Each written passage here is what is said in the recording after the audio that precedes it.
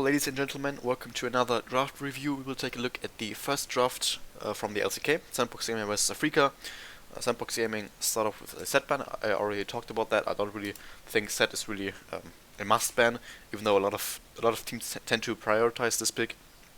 So I would say there are a lot of ways that you can play around a set pick, or that you can counter set pick. I think set pick is not set ban is not really optimal, unless you say like Afrika Freaks, they for sure will pick it, and we don't really have a counter towards it. Or we say like we can't play against the set. I mean, obviously, when you're like a red side, you can, on blue side, you can make those decisions because you don't have certain champions that you have to ban away because they're so strong. Afrika Freaks ban away the Varus, which is kind of common. Varus a very strong pick at the moment. Sandbox Gaming's second pick is ban is the Wukong, which is also interesting. I feel like Wukong isn't really that strong, especially when you blind pick him. There are ways to counter pick him. For example, you can pick Mordekaiser into it, which is quite a good matchup for Mordekaiser. You can also pick a tank.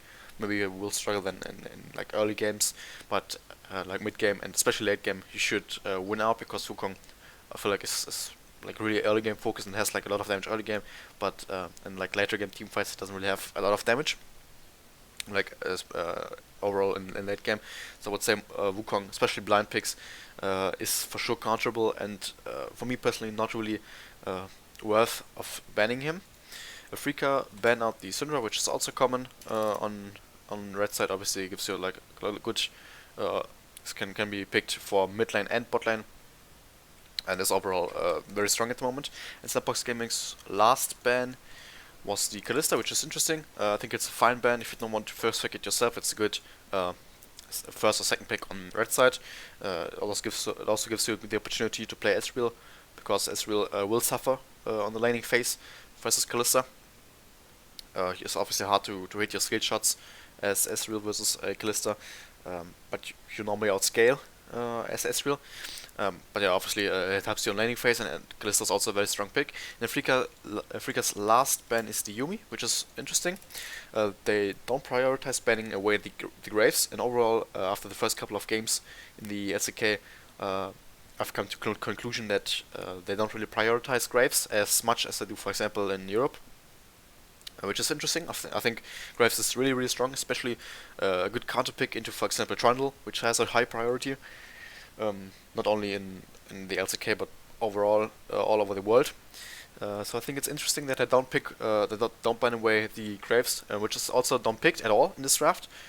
Not banned or not picked, and this is like not the only game where this happened. So for me, kind of interesting that the LCK doesn't really prioritize Graves as much as, for example, the ADC does. The first pick is Ezreal from Sandbox, which I said pretty okay. Considering you banned away Kalista, is kind of expected, I would say. Obviously, the Yuumi ban does make sense, because pairing it with Aphelios isn't too nice. Or pairing it with other ADCs isn't like too optimal, and you don't want to give it away for free to Sandbox. Ezreal Yuumi obviously is very strong. And since they don't really have a priority on Graves, I would say that the Yuumi ban is obviously fine in that regard. Afrika pick Aphelios, which is also kind of expected. It was like trade-off. Either Sandbox take Aphelios, then Afrika would take Ezreal, Sandbox take Ezreal, and now Afrika picks Aphelios. Both are currently very strong picks, and with Varus and Syndra, I would say and Kalista, the 5 ADCs that are very strong at the moment. And they also pick up Trundle, which is interesting, because I normally would say that this is a bad pick, because you can now here pick up the Graves, and you have a very good jungle matchup. Graves should hard win this matchup versus Trundle. Here he has a good time. You can also, for example, pick Nidalee or Kindred, for example. They all have very good matchups into the Trundle. I mean, you could also consider, for example, Lee Sin, but I wouldn't really do that, because I feel like Lee Sin is not the optimal champion. You really have to do a lot of early game to be relevant in mid game, and you're irrelevant in late game anyways. But they pick up the Jarvan, which is interesting. Jarvan obviously gives you engage, which you don't really have on Trundle, but it also helps Trundle because Jarvan normally goes full tank in pro play, and then Trundle can use his ultimate on Jarvan and then has like some good stats that he can steal away. So that's interesting, but it's still, I would say, quite okay, considering that they don't pick like a range champion, Nidalee, Graves, Kindred, etc. I would say it's still an okay pick. I would have liked a Graves, for example, more, but I think Jarvan still is fine, as it gives you like a lot of playmaking tools. And then I pick up Karma, which I would say is fine. They could have picked up Zoe as well, for example, but Karma obviously gives you like a good bot lane. You expect Afrika Freaks to play probably Thresh or Nautilus, who are both quite strong together with Karma, with Aphelios. And now you have Poke matchup on the side of Sandbox. We still have a lot of damage with Ezreal, so I think Karma is a fine pickup. You could also say we rather want to have priority on Zoe, but they decided for Karma, which is totally fine. Which probably means that Afrika will ban away the Zoe. Let's say Sandbox won't play it. And then Afrika picks up the Nautilus. I would rather see the Thresh here, I think. Especially because you have Jarvan, if Aphelios doesn't have ult, and Jarvan, and you have the last two picks, top laner and mid laner, good ways to follow engages.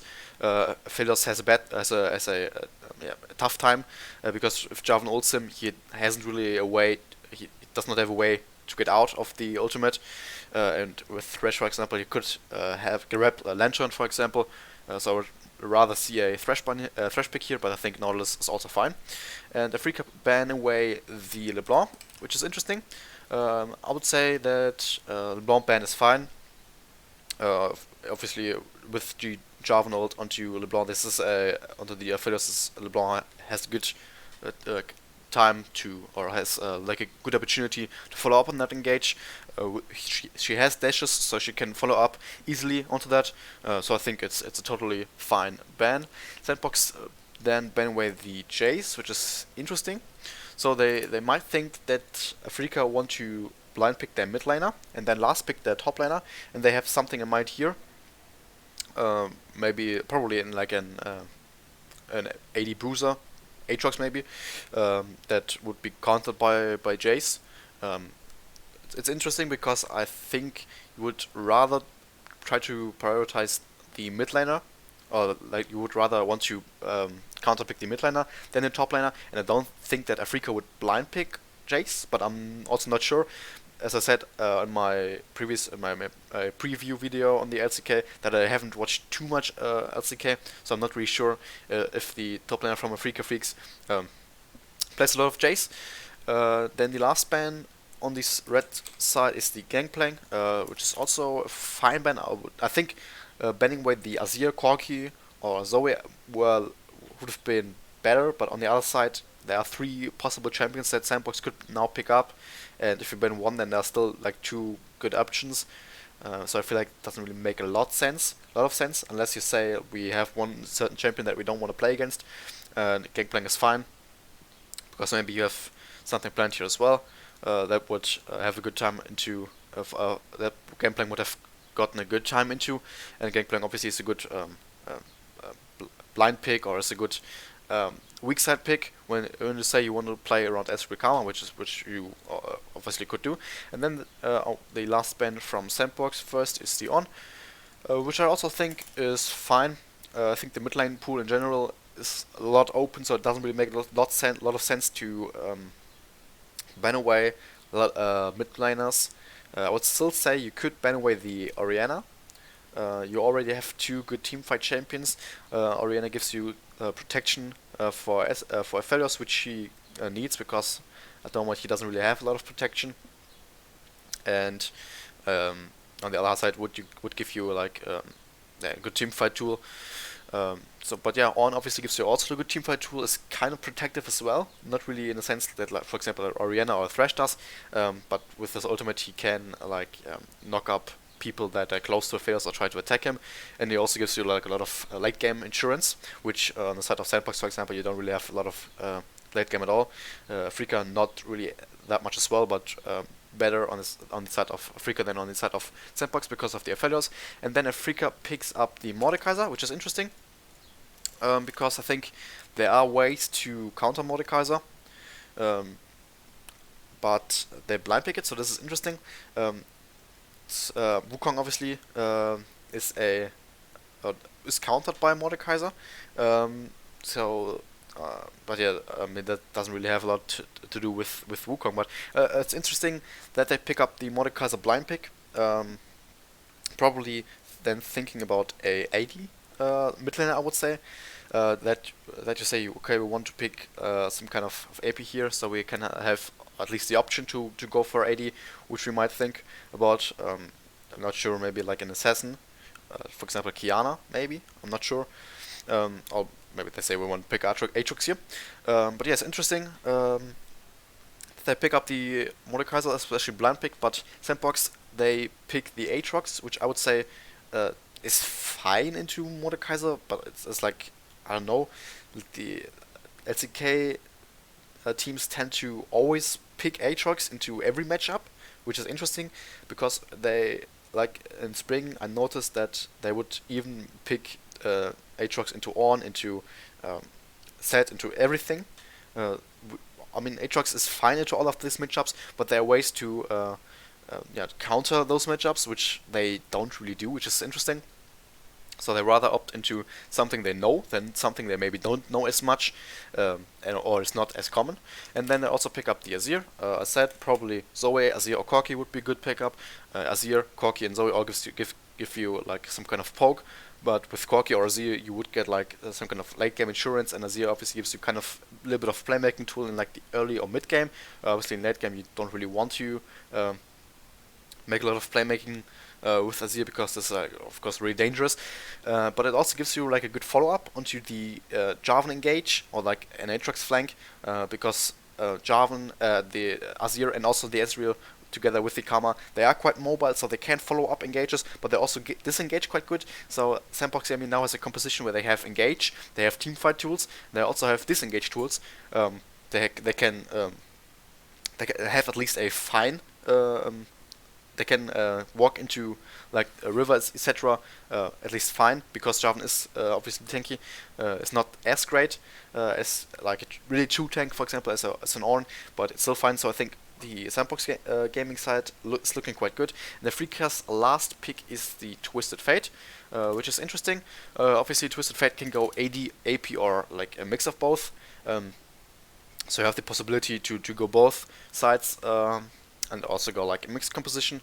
But it's interesting because Twisted Fate gives you a little bit of poke, but if you opt into the AD option, then you kind of lack damage, because your only real damage source is Aphelios. I mean, you have Mordekaiser, but and he has some damage, of course. But I would still say that like your consistent damage source is only coming from Aphelios, so you basically have to go into for AP. This is what I think, because you need some kind of damage coming from the side of Afrika, because otherwise you only have one damage source. And if they can get onto Aphelios, which they have tools with Jarvan, with the Aatrox, with the Azir, they can get onto Aphelios, and if they kill him, then they kind of lack damage. So Twisted Fate for sure has to go AP, and then they have for sure AP damage. So and if Twisted Fate goes AP, then they obviously have AP and AD tools, which is good. I would still say that the Sandbox gaming side looks better, because Afrika Fricks can't really get on top of Ezreal and Azir. I mean, Azir has his ways to escape, and Ezreal as well, especially with like the help of Karma. And the only way for Afrika to re-attack those two carries are through Nautilus or like a Mordekaiser or Twisted Fate flank, which are really like insanely consistent, I would say. While Sandbox has good ways to start fights, but also disengage fights.